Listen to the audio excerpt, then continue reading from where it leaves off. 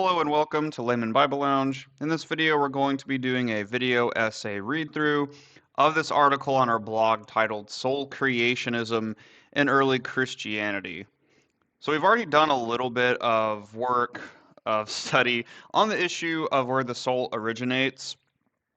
So we'll throw something up on the screen. We've done a video called A Comprehensive Biblical Analysis of the Soul's Origin. It's about 2 hours long.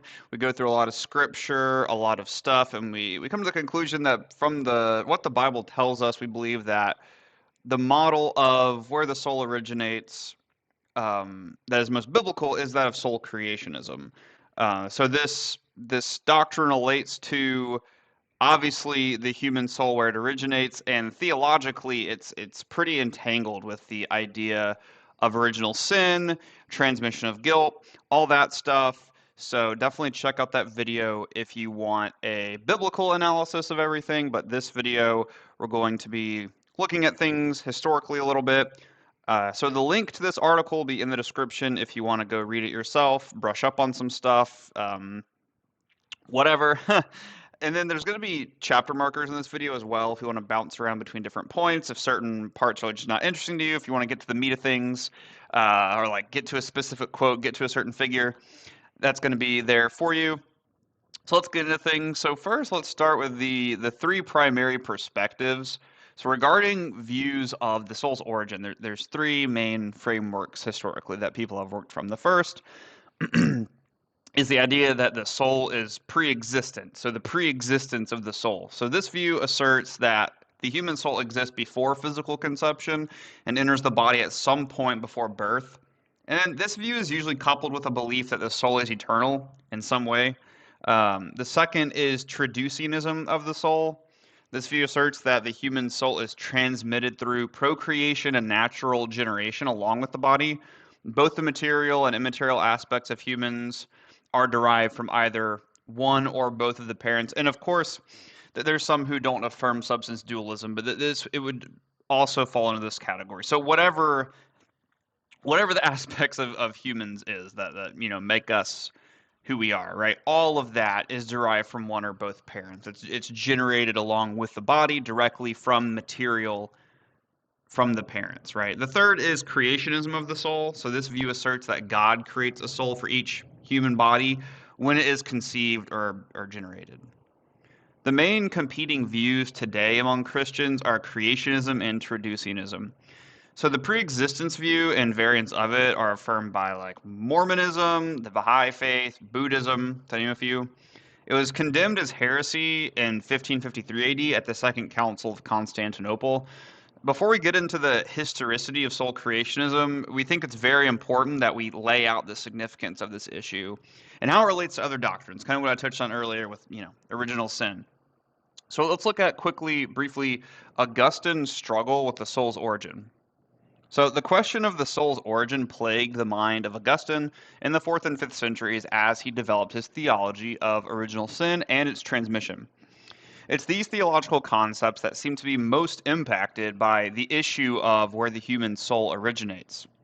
So in his letter 166, chapter 4, section 10, he says, quote, "Teach me, therefore, I beseech you, what I may teach to others. Teach me what I ought to hold as my own opinion. And tell me this, if souls are from day to day made for each individual separately at birth, where, in the case of infant children, is sin committed by these souls, so that they require the remission of sin in the sacrament of Christ, because of sinning in Adam, from whom the sinful flesh has been derived," end quote. And in the same letter, chapter 6, section 16, he says, quote, "These things and others which I can advance, I am accustomed to state as well as I can against those who attempt to overthrow by such objections the opinion that souls are made for each individual, as the first man's soul was made for him. But when we come to the penal sufferings of infants, I am embarrassed, believe me, by great difficulties, and am wholly at a loss to find an answer by which they are solved. And I speak here not only of those punishments in the life to come, which are involved in that perdition to which they must be drawn down if they depart from the body without the sacrament of Christian grace, but also of the sufferings which are to our sorrow endured by them before our eyes in this present life, and which are so various that time rather than examples would fail me if I were to attempt to enumerate them," end quote. Same letter still, chapter 7, section 21, he says, quote, I therefore ask, what is the ground of this condemnation of unbaptized infants? For if new souls are made for men individually at their birth, I do not see, on the one hand, that they could have any sin while yet in infancy, nor do I believe, on the other hand, that God condemns any soul which he sees to have no sin, end quote. A little bit further, chapter 8, section 25, he says, quote, these things being so, it is necessary still to investigate and to make known the reason why, if souls are created new for every individual at his birth, those who die in infancy without the sacrament of Christ are doomed to perdition.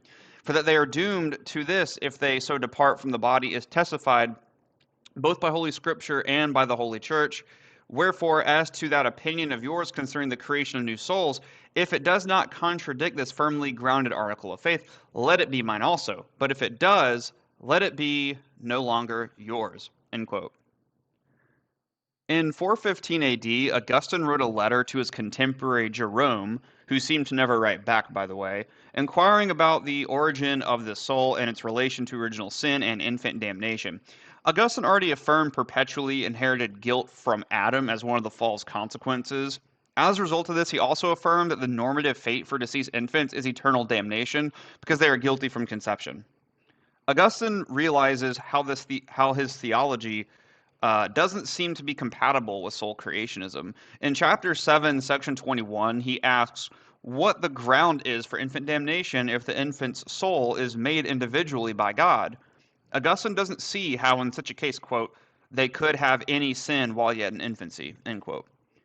He repeats the same type of question in chapter 8, section 25, where he asks why infants are doomed to perdition if their soul is created new by God. Augustine confesses that on this issue, quote, I am embarrassed and, quote, at a loss to find an answer by which they are solved. You can sense the tension and despair in Augustine's mind as he tries to make sense of this issue. In The Problem of Free Choice, page 196, Augustine says, quote, again, if only one soul is made from which are derived the souls of all men who are born, who can say that he himself did not sin when the first man sinned, end quote. We also see Augustine allude to this in his work, The Problem of Free Choice, which is thought to be written sometime between 388 and 395 AD. This question of his seems rhetorical, right? If all souls are derived from Adam and were therefore, quote, in him when he sinned, one could conclude that all souls participated with Adam in the sin that he committed in the garden to some degree, right?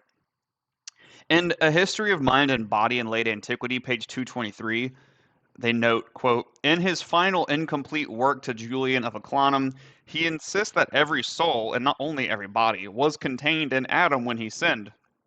This is the only way Augustine believes that his doctrine of inherited guilt can be sustained, end quote.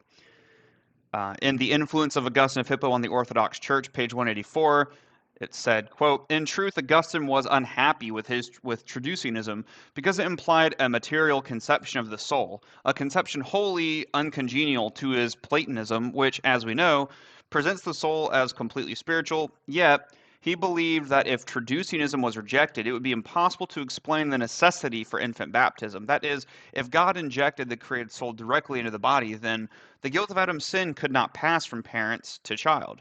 Man, then, would not be totally depraved, and grace would be subordinate to his will. The idea of predestination, as Augustine defined it, becomes illogical, end quote.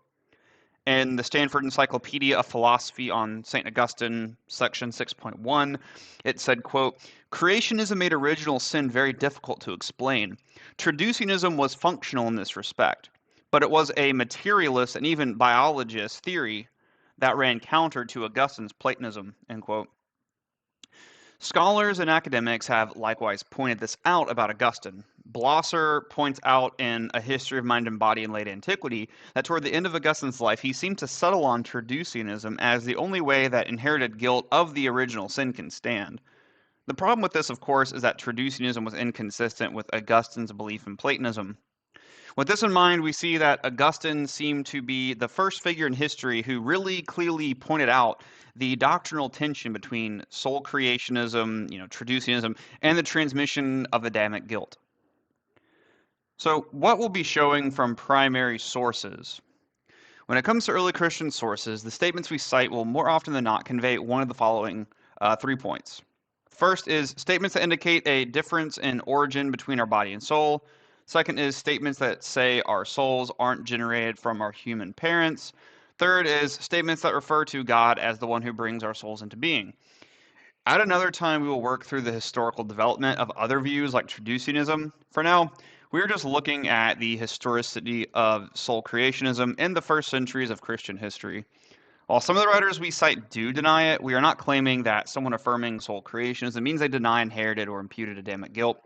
There is not a direct one-to-one correlation between those two ideas. So a quick disclaimer before we get into things. When it comes to early Christian documents, we have tens of thousands of pages from primary sources that have survived to today.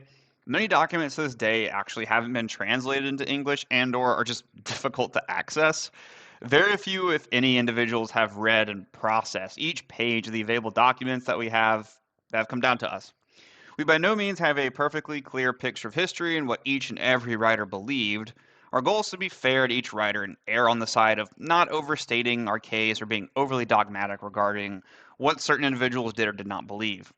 This assessment is based on the documents that we have read ourselves. It's important to acknowledge that we are capable of being in error concerning how we've interpreted and understood some sources. We're by no means claiming that early Christians were in universal agreement with us on this issue. We are simply pointing out statements and themes from various early Christians that are in alignment with soul creationism. So this video, the article that we're doing this video essay on, it is probably going to have updates, more quotes added in the future as we come across stuff. So that's good to keep in mind and note if you want to check back on things from time to time. So let's get into things. Soul creationism and early Christianity. The first source we're going to look at is Cyprian of Carthage. He lived from 210 AD to 258 AD. In Treatise 4, section 16, he says, quote, "Moreover, we ask that the will of God may be done both in heaven and on earth, each of which things pertains to the fulfillment of our safety and salvation. For since we possess the body from the earth and the spirit from heaven, we ourselves are earth and heaven, and in both, that is, both in body and spirit, we pray that God's will may be done. For between the flesh and spirit there is a struggle, and there is a daily strife, as they disagree one with the other, so that we cannot do those very things that we would, in that the spirit seeks heavenly and divine things, while the flesh lusts after earthly and temporal things. And therefore we ask that, by the help and assistance of God, agreement may be made between these two natures, so that while the will of God is done both in the spirit and in the flesh, the soul which is newborn by him may be preserved." End quote. Next is Gregory Thaumaturgus. He lived from 213 AD to 270 AD, and his commentary on Ecclesiastes 12:7, he says, quote, "For people lying on earth there is one salvation, if their souls acknowledge and fly up to the one whom they were brought, to the one by whom they were brought into being." End quote. Next is Lactantius. He lived from 250 AD to 325 AD.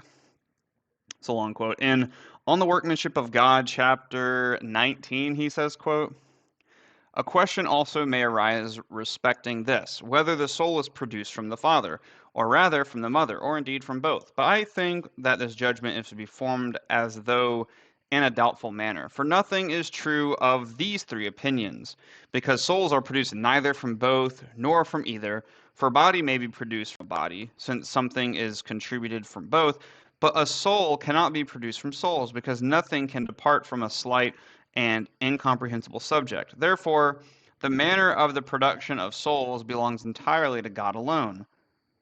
In fine, we are all sprung from a heavenly seed, all have that same Father, as Lucretius says, for nothing by what is mortal can be generated from mortals, nor ought he to be deemed a father, who in no way perceives that he has transmitted or breathed a soul from his own, nor, if he perceives it, comprehends in his mind when or in what manner that effect is produced.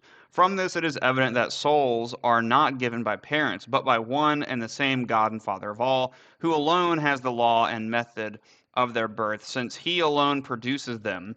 For the part of the earthly parent is nothing more than with a sense of pleasure to emit the moisture of the body, in which is the material of birth, or to receive it, And to this work man's power is limited, nor has he any further power. Therefore, men wish for the birth of sons, because they do not themselves bring it about. Everything beyond this is the work of God, namely the conception itself, and the molding of the body, and the breathing in of life, and the bringing forth in safety, and whatever afterwards contributes to the preservation of man. It is his gift that we breathe, that we live, and are vigorous. End quote.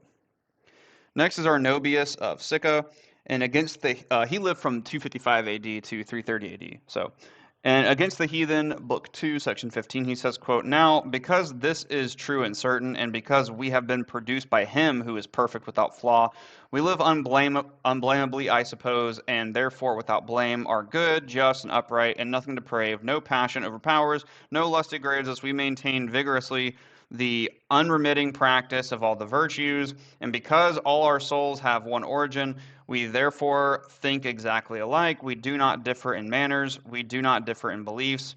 We all know God, and there are not as many opinions as there are men in the world, nor are these divided in infinite variety." End quote. And then in Studia Patristica, volume 29, it briefly comments on Arnobius's view. On page 260, it says, quote, "For example, creationism was propagated by the older Arnobius." This is referring to Arnobius of Sicca. Next is Hilary of Poitiers. He lived from 310 AD to 367 AD. On the Trinity, book 10, section 22, he says, quote, "But as he by his own act assumed a body from the Virgin, so he assumed from himself a soul.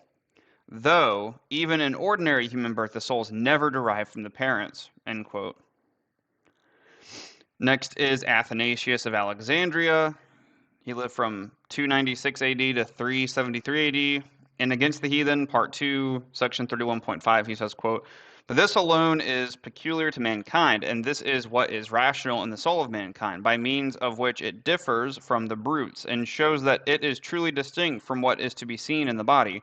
Often, for example, when the body is lying on the earth, man imagines and contemplates what is in the heavens. Often when the body is quiet and at rest and asleep, man moves inwardly and beholds what is outside himself, traveling to other countries, walking about, meeting his acquaintances, and often by these means divining and forecasting the actions of the day. But to what can this be due save to the rational soul, in which man thinks of and perceives things beyond himself?" End quote. And then same book, Against the Heathen, part 2, section 33, 3 through 4, he says, quote, "For if even when united and coupled with the body, it is not shut in or commensurate with the small dimensions of the body, but often when the body lies in bed not moving, but in death-like sleep, the soul keeps awake by virtue of its own power, and transcends the natural power of the body, and as though traveling away from the body while remaining in it, imagines and beholds things above the earth, and often even holds converse with the saints and angels who are above earthly and bodily existence, and approaches them in the confidence of the purity of its intelligence. Shall it not all the more, when separated from the body at the time appointed by God, who coupled them together, have its knowledge and immortality more clear? For if even when coupled with the body it lived a life outside the body, much more shall its life continue after the death of the body, and live without ceasing by reason of God, who made it thus by his own word, our Lord Jesus Christ. For this is the reason why the soul thinks of and bears in mind things immortal and eternal, namely because it itself is immortal. It itself, wait, did I miss say that? Because it is itself immortal, end quote. Next is Ambrosiaster. So this is a title given to an anonymous set of commentaries on Pauline letters. It's dated between 366 AD and 384 AD.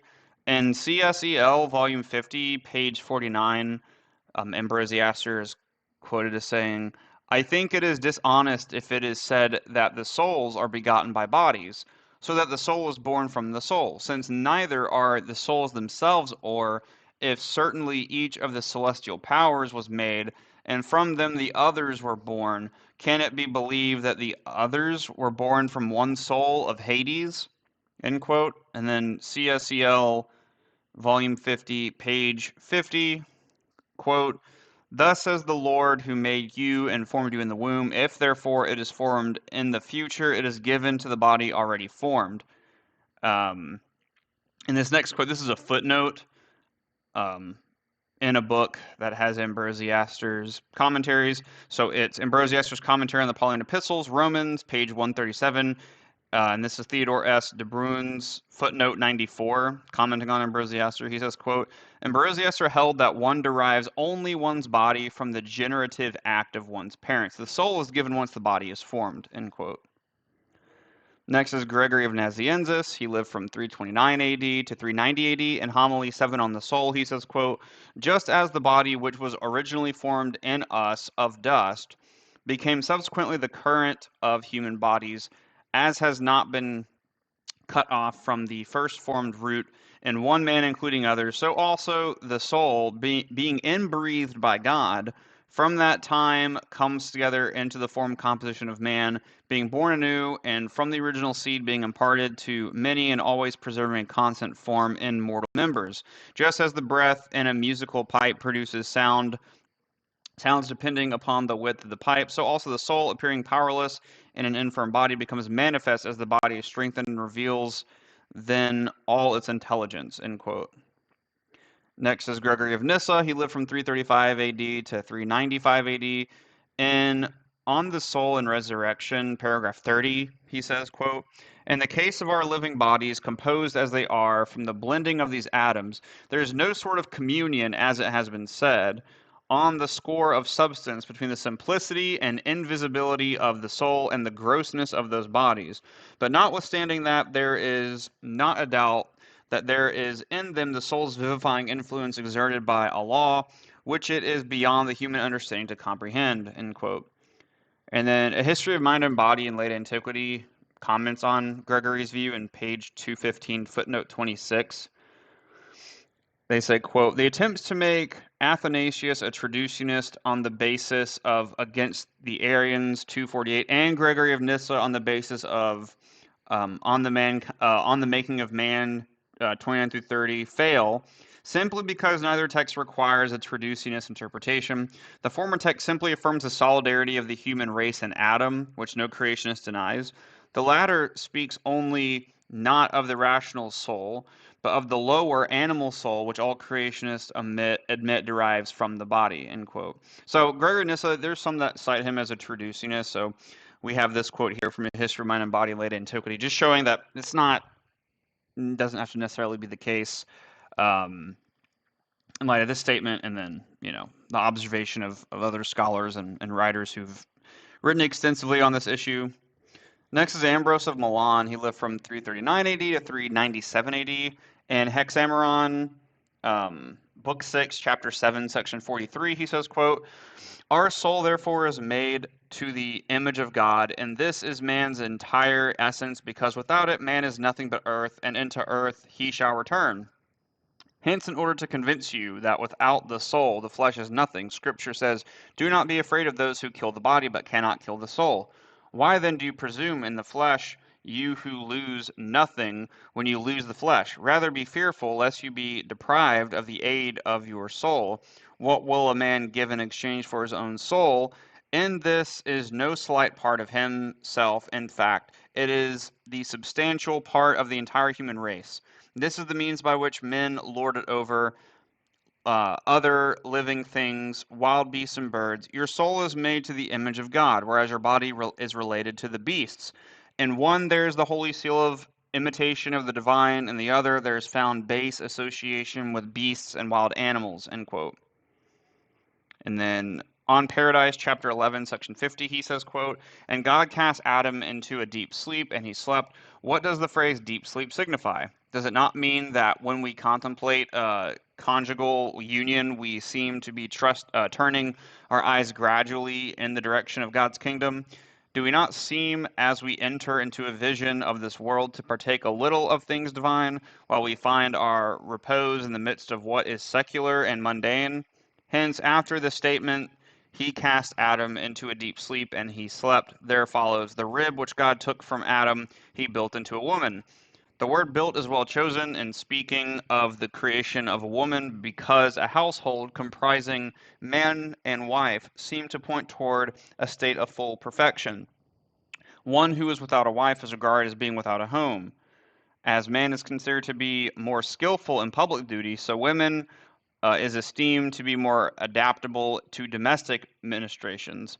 Reflect on the fact that he did not take a part from Adam's soul, but a rib from his body. That is to say, not soul from a soul, but bone of my bone and flesh of my flesh will this woman be called, end quote. And then again in Studia Patristica, volume 29, on page 260, it makes comment of, kind of where Ambrose falls on this. It says, for example, creationism was propagated by, and then it lists Ambrose of Milan. Next is Constitutions of the Holy Apostles. This is dated to the 4th century. In Book 5, Section 1, it says, quote, he therefore that made the original bodies out of nothing and fashioned various forms of them will also again revive and raise up those that are dead. For he that formed man in the womb out of a little seed and created in him a soul, which was not in being before, as he himself somewhere speaks to Jeremiah, before I formed thee in the womb I knew thee, and elsewhere, I am the Lord who established the heavens and laid the foundation of the earth, and formed the spirit of man in him, will also raise up all men as being his workmanship, end quote. Next is John Chrysostom. He lived from 347 AD to 407 AD.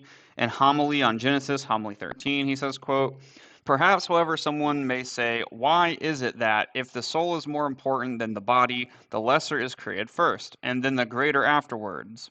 Don't you see, dearly beloved, that even in the process of creation, this very sequence is followed? That is to say, just as heaven and earth, the sun and moon, and everything else is created, including the brute beasts, and after all these, the human person, the only one destined to enjoy control of all of them. In the very same way, in the actual creation of the human person, the body is produced first, and then the soul. Greater though its importance is, the procedure is the same with the brute beasts.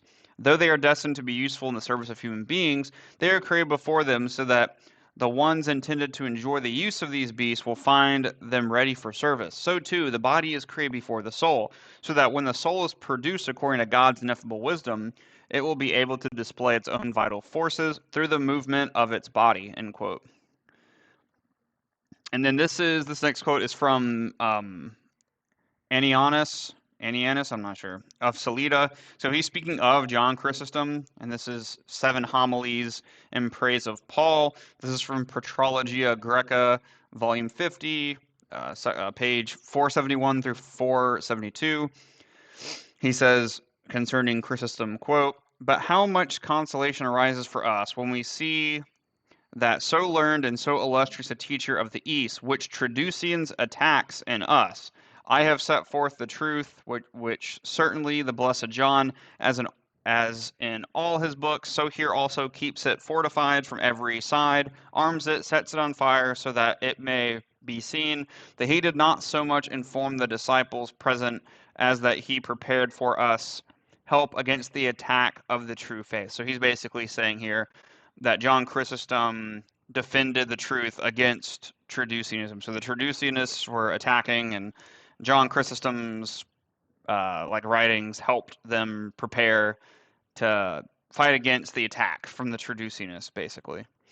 And then A History of Mind and Body in Late Antiquity, page 215 says, quote, in page 215, it says, quote, thus it is predictable that no prominent Christian thinker of the 4th century explicitly endorses Traducianism. On the contrary, those who show a familiarity with it tend to treat it with scorn. And then it says, and Chrysostom reject it. Meaning like he rejected Traducianism is what they're saying. And then again in Studia Patristica, volume 29, and page 260 through 261, when it comments about those who affirm creationism, they say, quote, for example, creationism was propagated by, and they list John Chrysostom. Next is Nemesius of Emesa. We're not sure when he was born, but he died in 420 AD. On the nature of man, section 2, he says, quote, further, the qualities of every body are perceptible, but the soul is not perceptible, but intelligible.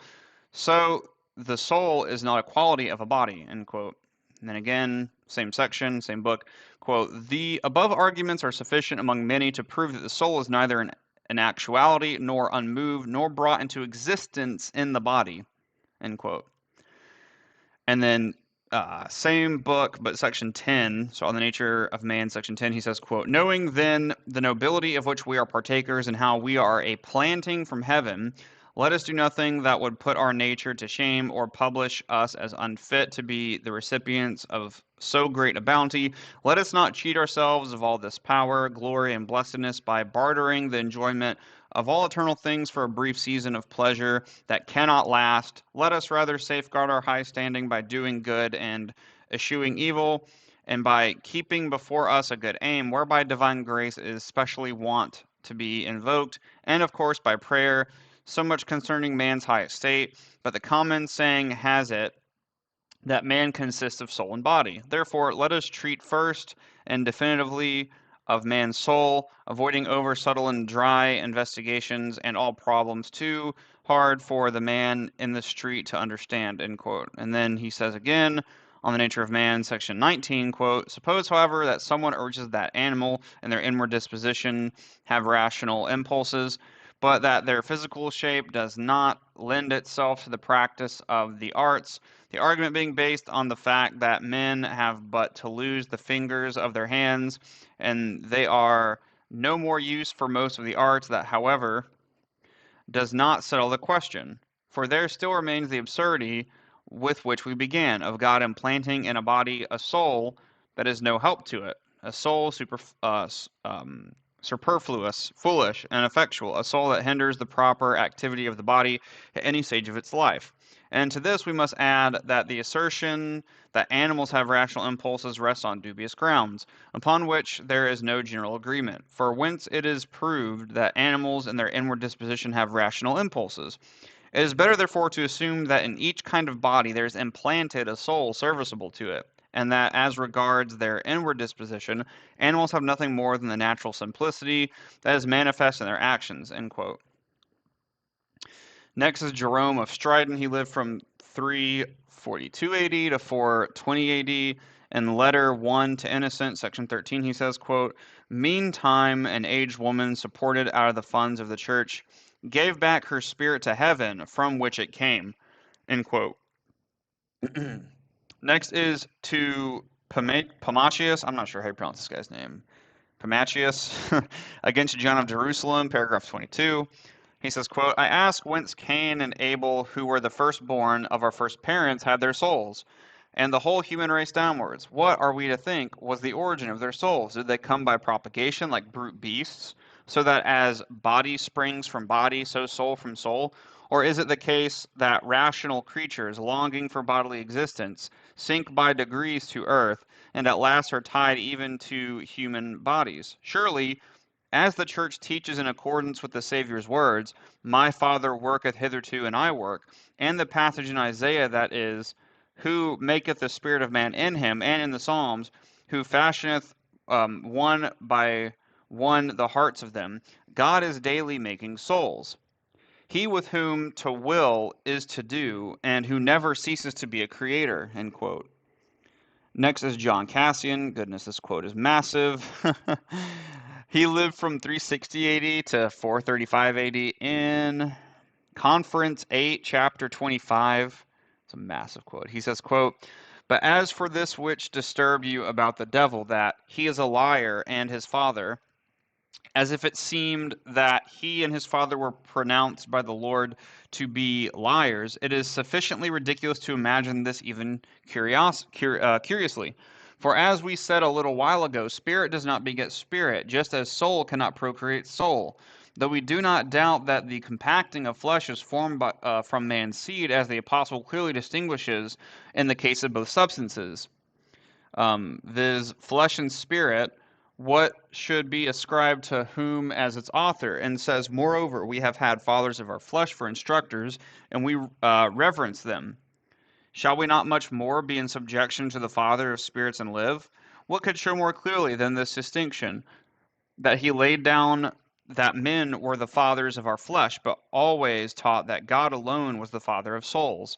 Although even in the actual compacting of this body, a ministerial office alone must be attributed to men. But the chief part of its formation to God, the creator of all, as David says, thy hands have made me and fashioned me, And the blessed Job, hast thou not milked me as milk, and curdled me as cheese? Thou hast put me together with bones and sinews. And the Lord to Jeremiah, before I formed thee in the womb, I knew thee. But Ecclesiastes very clearly and accurately gathers the nature of either substance, and its beginning, by an examination of the rise and commencement from which each originated, and by a consideration of the end to which each is tending, and decides also of the division of the body and soul, and discourses as follows. Before the dust returns to the earth as it was, and the spirit returns unto God who gave it. But what could be said with greater plainness than that he declares that the matter of the flesh, which he styled dust, because it springs from the seed of man, and seems to be sown by his ministration, must, as it was taken from the earth, again return to the earth, while he points out that the spirit, which is not begotten by intercourse between the sexes, but belongs to God alone in a special way, returns to its creator. And this also is clearly implied in that breathing by God, through which Adam in the first instance received his life. And so from these passages we clearly infer that no one can be called the father of spirits but God alone, who makes them out of nothing whenever he pleases, while men can only be termed the fathers of our flesh, end quote. Next is Pope Leo I. He lived from 400 AD to 461 AD. In letter 15, section 11, he says, quote, under the 10th head, they are reported as asserting that the souls which are placed in men's bodies have previously been without body and have sinned in their heavenly habitation, and for this reason, having fallen from their high estate to a lower one, alight upon ruling spirits of diverse qualities, and after passing through a succession of powers of the air and stars, some fiercer, some milder, are enclosed in bodies of different sorts and condition, so that whatever variety and inequality is meted out to us in this life seems the result of previous causes. This blasphemous fable they have woven for themselves out of many persons' errors, but all of them the Catholic faith cuts off from union with its body, persistently and truthfully proclaiming that men's souls did not exist until they were breathed into their bodies, and that they were not there implanted by any other than God, who is the creator of both the souls and of the bodies, end quote. Next is Constantius the Tractator. This author's dated to the 5th century AD. In commentary on Romans 4:1, they say, quote, in saying according to the flesh, Paul reveals that Abraham handed down his flesh, but not his soul, end quote. The last quote we're going to look at is from the Greek Apocalypse of Ezra. This is dated between the 2nd and 9th century, so it's a pretty wide date range. In paragraph 3, it says, quote, and God said to him, hear, Esdras, my beloved, I, who am mortal, endured a cross. I tasted vinegar and gall. I was laid in a tomb, and I raised up my chosen ones. I called Adam up out of Hades, that I might save the race of men. Do not therefore be afraid of death, for that which is from me, that is to say the soul, goes to heaven, and that which is from the earth, that is to say the body, goes to the earth from which it was taken, end quote. So that completes the quotes that we have for this article. Just going to go back up again to point out the three categories of quotes, types of quotes that we are aiming to go over. So the first was statements that indicate a difference in origin between our body and soul. We saw that with a lot of authors. Second was statements that say our souls aren't generated from our human parents. We saw quite a bit of that as well. Third is statements that refer to God as the one who brings our souls into being. We saw that a lot as well. So I think, I'm not sure how many quotes exactly, but there's quite a few, right? Between multiple centuries, attested by a lot of people. So we see that there is a lot of historicity, a lot of historical support for the idea, for the doctrine of soul creationism. And of course, again, not to say that everyone who denied Traducianism also just means they denied and inherited Adamic guilt. Some of these did, like Lactantius for sure is one of them. Who's another? Like Ambrosiaster would be one. Gregory of Nyssa, John Chrysostom would be some others. But yeah, so this just shows some historical support, historical attestation for soul creationism. I hope you guys got something out of this video, that you found it insightful. You know, saw some new quotes, statements you haven't seen before. Comment something in the comment section if you have any questions, any thoughts, want to talk about anything. And I hope you guys found this edifying. Talk to you guys later. God bless.